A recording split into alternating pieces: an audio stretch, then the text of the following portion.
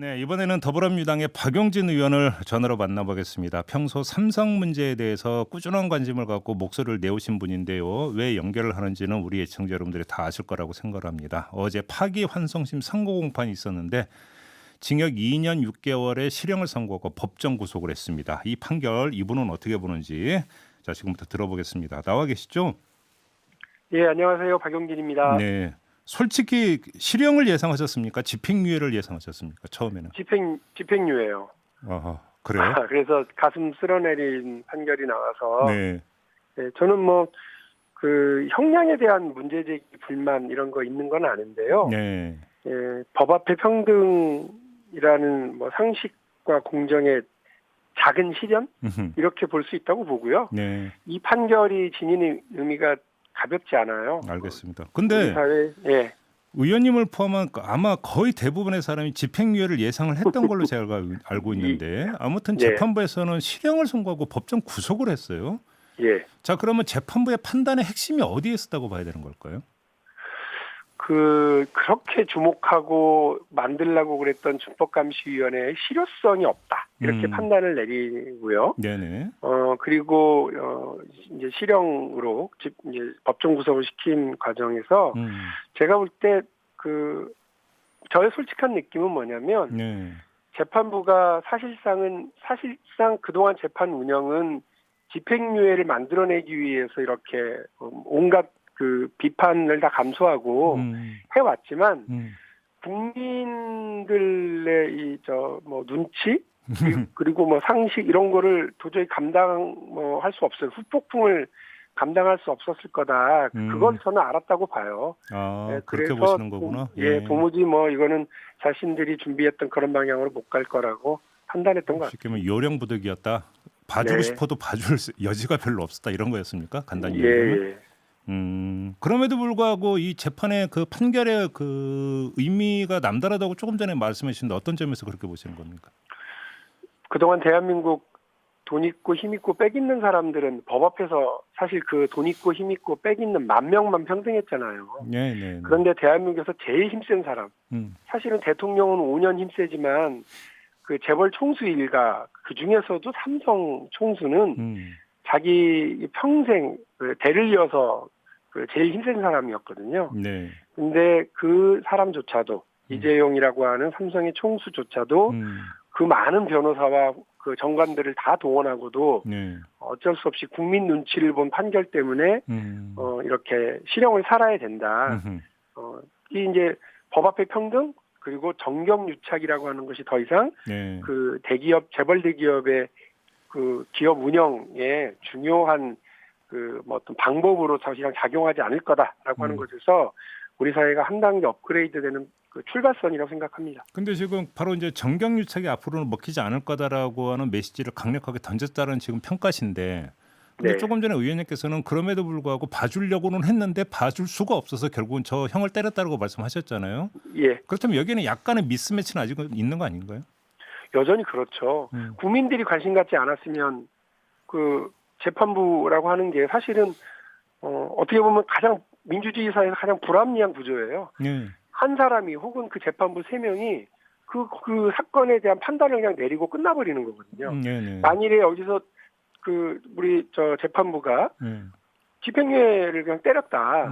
그럼 그 다음 재판 판단은 있지도 않아요. 그렇죠. 그리고 아주 이렇게 노골적으로 표현을 보통 하니까 저도 그냥 그 표현을 동원하면 판단하고 재판 때리고 옷 벗어버리면 끝나는 거예요. 벅벅 벗어버리고 그냥 변호사로 개업하면 끝나는 겁니다. 그렇죠. 그러니까 민주주의 사회에서 그 국민들의 상식, 공정 이건 다 어디 가버린 겁니까? 그런데 국민들이 관심 갖고 우리 사회가 여전히 깨어 있고 또 시민사회단체 그리고 정치권에서도 관심을 갖고 이런 것들이 저는 재판 결과에 영향을 크게 미쳤다고 보고 앞으로도 이런 것이 지속될 것이기 때문에 이제 더 이상 재벌 대기업과 정치권이 이렇게 결탁하는 정경유착 있을 수 없고 또 돈 있고 힘 있고 빽 있는 사람들은 죄를 지어도 처벌받지 않는 일도 예. 있을 수 없게 되는 출발선이다 이렇게 말씀드립니다. 근데 지금 뭐 문자가 폭발하고 있는데 햇빛님, 파란하늘님, 김동준님, 얌얌님 그 모든 분들이 지적하고 있는 것은 형량이 너무 적다, 낮다. 네, 예. 이 점을 네. 지적하는데 이건 어떻게 봐야 될까요?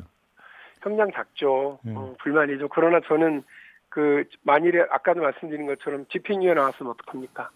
그때 가서 우리가 가슴 치고 정말 답답해하고 재판부 욕해봐야 아무 소용 없는 거거든요. 네. 그런데 사전에 여러 노력을 하고 또 준법감시위원회 그 전문 그 심사위원이 들어가셨던 홍순탁 회계사 네. 이런 분들도 정말 노력하고 했기 때문에 우리 사회 상식을 재판부의 특권이 뛰어넘지 못했다. 저는 그렇게 생각합니다.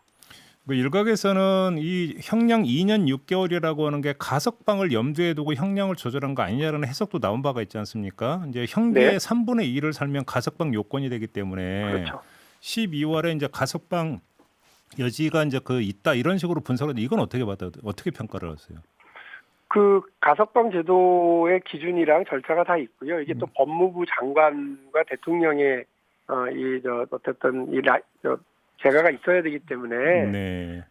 저는 쉽게 그렇게 판단할 문제는 아니에요. 그러니까 가석방을 염두에 뒀는지 아닌지는 모르겠습니다. 그러나 저는 이 재판이 갖고 있는 유의미성에 대해서 그리고 이런 결과가 나오게 된 우리 국민들의 역량의 성장, 우리 사회의 역량이 이만큼 커졌다라고 하는 점을 지적하고 싶습니다. 네, 그 설령 그 재판부가 가석방을 염두에 뒀다 하더라도 그건 재판부의 생각이시고, 그러니까 네. 가석방 최종 재가는 대통령 몫이다 이 말씀이신 거죠? 예. 알겠습니다. 이건 어떻게 보세요? 준법감시위원회 있잖아요. 네. 자, 이재용 그 부회장에 대한 이제 그 판결이 나왔잖아요. 그럼에도 불구하고 삼성이 준법감시위원회를 계속 존속을 시킬까 없앨까가 궁금한데 의원님은 어떻게 전망하십니까? 저는 지속하기가 어려울 거라고 저는 생각을 합니다. 왜냐하면 네. 재판부 요구에 의해서 형량에 감안하기 위해서 만들어진 조직이라고 하는 그 뻔한 존재 이유. 두 번째는 총수가 마음먹어서 만들었고 총수가 마음먹으면 하루아침에 없어질 조직이에요. 네. 그런 조직이 얼마나 지속 가능성이 있고 실효성을 가질 수가 있겠어요. 그러니까 그냥 재판을 위한 사회 저명 인사들의 클럽 정도로 만들어 놨던 거거든요. 네. 근데 삼성이라고 하는 기업이 총수를 바라보고 자꾸 움직이지 마시고 이제 특히나 세계 인류 기업을 이제 지향하고 그렇게 커왔기 때문에 삼성의 역량이 이제는 기업의 이익을 내고 또 그 국제적인 어떤 경쟁 관계에서 이길 수 있도록 하기 위한 그쪽이 집중을 해야 될 거지. 이번에 이재용 부회장 그 경영권 승계 관련해서 불법 합병 그리고 지난번에 한 10명 정도가 재판에 붙여졌잖아요. 네. 형사처벌 대상으로 올라갔죠.